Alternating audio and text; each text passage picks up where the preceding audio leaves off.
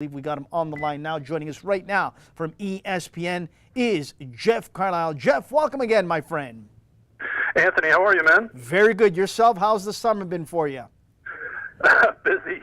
Busy, Crazy, busy. But it's all good. It's all good. Let's talk about it. A crazy 24 hours yesterday, Jeff, in MLS land, and it has been a wild once again today. More rumors, more news, and you have been on top of it all. Let's talk about the biggest one yesterday. That is the Dom Dwyer deal off to Orlando City.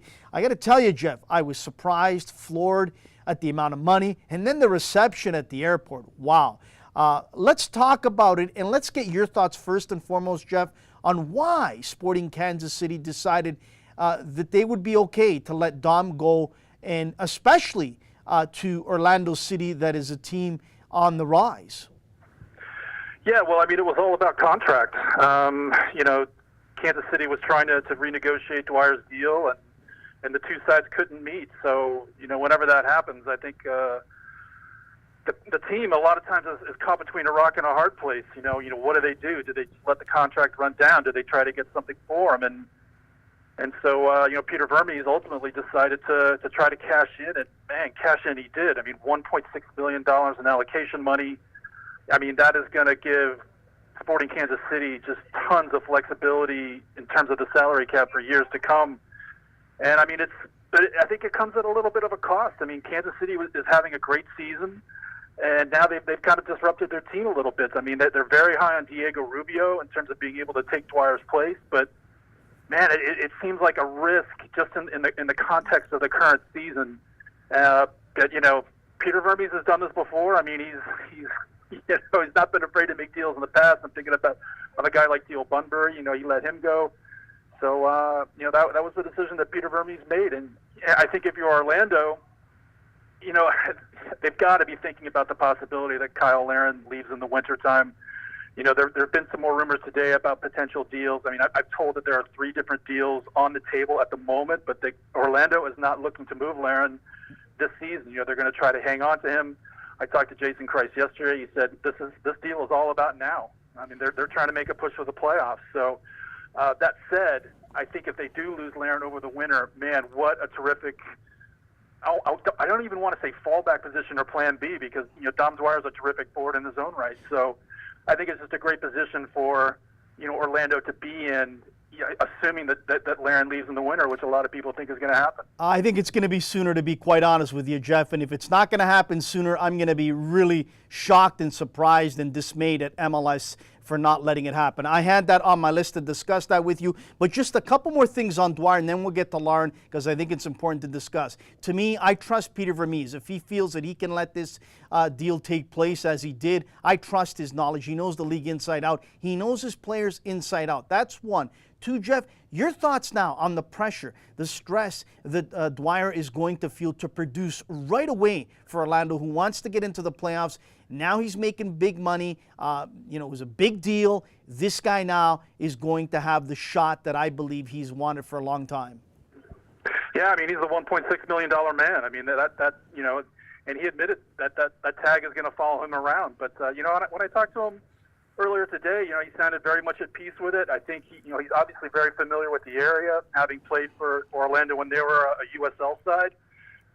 He went to school not far away in Tampa. So, I think it's, he sounded very much at peace with it. And the reception, I mean, I think that would blow anybody away. I mean, just to have all the fans there and to have the fans take you into their arms, I mean, that's got to be a great feeling for any player. So, yes, there's pressure to produce, but, he's been dealing with that for the last month in terms of his international aspirations. So, I think Dwyer's going to be able to handle it just fine. Let's get to the Cyle Larin situation. Obviously, with Dom Dwyer arriving, Larin's days are numbered. And to me, I don't understand for the life of me why Orlando City would take a chance to lose him at the end of the season where his contract expires and get absolutely nothing.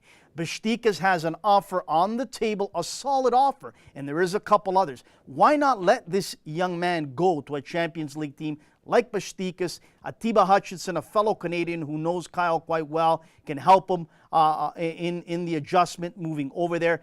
To me, I don't understand why Orlando is still, holding and holding and holding on to this young man where they could end up getting nothing?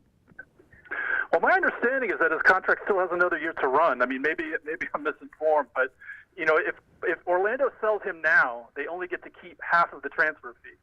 If they wait until the end, at the end of this year, they get 2/3. Now, I'll grant you that. I mean, deals can be structured in different ways, to try to make up, that amount. But from what I understand, that is Orlando's thinking, and from everything I've heard out of Orlando is that they are not planning to move Larin this season. But how many times have we heard, hey, this guy's not for sale, we're not going to move this guy, we're going to hang on to him, only for the deal to go up. So, I mean, we'll see what other offers come in. I mean, there's still a little bit of time in this transfer window to wait and see what transpires. It's almost as if, the analogy I'm going to use, Jeff, as if a lottery ticket has fallen into the hands of Orlando City and their management and their ownership group with Cyle Larin. They have it. Use it to your best ability. Your numbers have come up. Why not take the money? You've got Dwyer. I believe Dwyer is going to do fantastic things for this club. He's a proven scorer in MLS. And let the young man go off to Europe. It's strange. It is and it isn't. I mean, MLS has never really been much of a selling league. I mean, granted, there have been some blockbusters that have gone out. I mean, you think of a guy like Josie Altidore when he got sold. I mean, I remember that was a big deal. But, those deals are a rarity.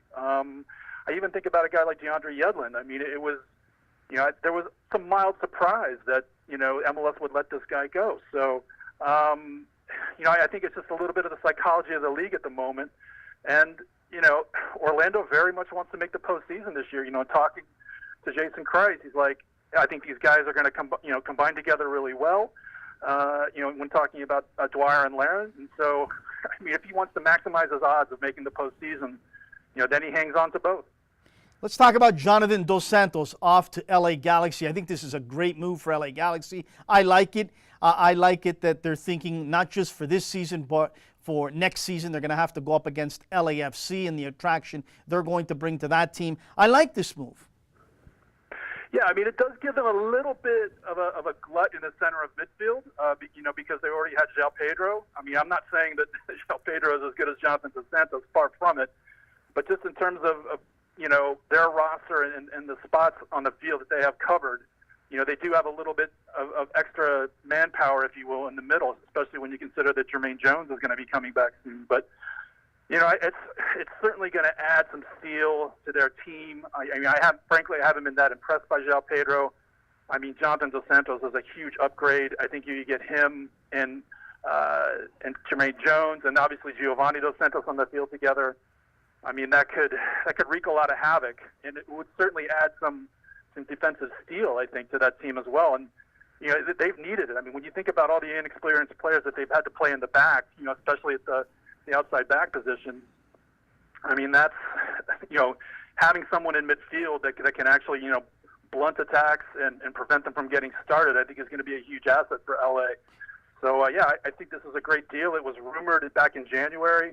It didn't happen, but now, especially with Jonathan Dos Santos wanting to get stay involved in Mexico's World Cup qualifying. I mean, this will drastically reduce the amount of travel.